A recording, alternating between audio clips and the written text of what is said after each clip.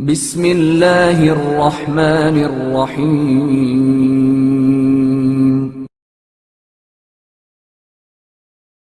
مسجد کا مینار اور مؤذن۔ کسی شہر میں 3 بھائی رہا کرتے تھے۔ ان میں سے بڑے بھائی نے 10 سال تک شہر کی مسجد میں مؤذن کی حیثیت سے فرائض انجام دیے۔ وہ مسجد کے مینار پر جا کر اذان دیا کرتا تھا، اور 10 سال کے بعد جب اس کا انتقال ہوا تو دوسرے بھائی نے یہ عہدہ سنبھال لیا۔ پھر چند برس کے بعد دوسرا بھائی بھی اس دنیا سے رخصت ہو گیا۔ اس کے بعد یہ عہدہ تیسرے بھائی کے سامنے پیش کیا گیا، لیکن تیسرے بھائی نے تو اسے قبول کرنے سے صاف انکار کر دیا۔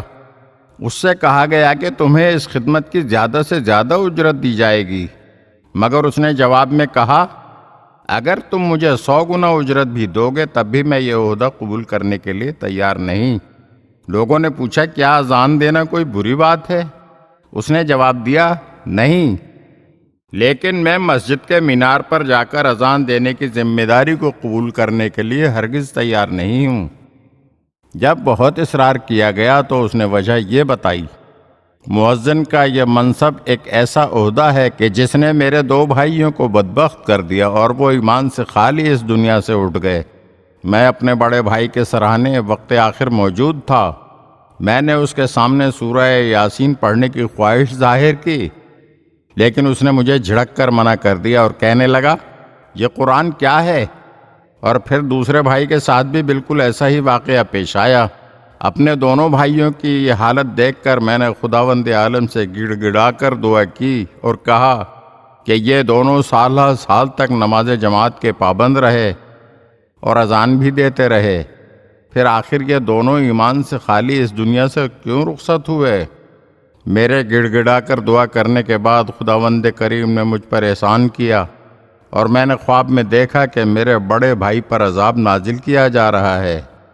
میں نے پوچھا، میں اس وقت تک تم سے دور نہیں ہوں گا جب تک یہ نہ معلوم کر لوں کہ تم ایمان سے بے بہرا ہو کر کیوں اس دنیا سے رخصت ہوئے۔ پروردگار عالم نے مجھے سمجھانے کے لیے میرے بھائی کو قوت گویائی عطا کر دی، اور اس نے مجھ سے کہا، میرے ایمان سے بے بہرا ہو کر دنیا سے اٹھنے کی وجہ یہ ہے کہ جب میں اذان دینے کے لیے مسجد کے مینار پر چڑھتا تھا تو اپنی آنکھوں کو ادھر ادھر گھما پھرا کر لوگوں کے گھروں میں دیکھا کرتا تھا، اور اس طرح میں لوگوں کی بیویوں اور بیٹیوں کے گھریلو اور داخلی معاملات کی جستجو میں پڑ جایا کرتا تھا۔ معلوم ہوا کہ یہ بدبخت جب مسجد کے مینار پر اذان دینے کے لیے جاتا تھا تو اس کے دل پر تاک جھانک کرنے کی وجہ سے گناہ کی تاریکی کا ایک پردہ پڑ جاتا تھا، اور اس کا دل روز بروز فاسد اور مزید زہرآلود ہوتا جاتا تھا۔ یہی وجہ تھی کہ وقت آخر وہ ایمان سے خالی ہو کر اس دنیا سے رخصت ہوا۔ اگر آپ ہمارے چینل کی نئی ویڈیوز دیکھنا چاہتے ہیں تو ہمارے چینل کو سبسکرائب کریں اور گھنٹی کے بٹن کو دبائیے تاکہ ہر آنے والی ویڈیو آپ کو جلد موصول ہو سکے۔ اور ہاں، لائک اور شیئر ضرور کیجیے اور اپنے قیمتی کمنٹ سے ہمیں آگاہ کیجیے۔ شکریہ۔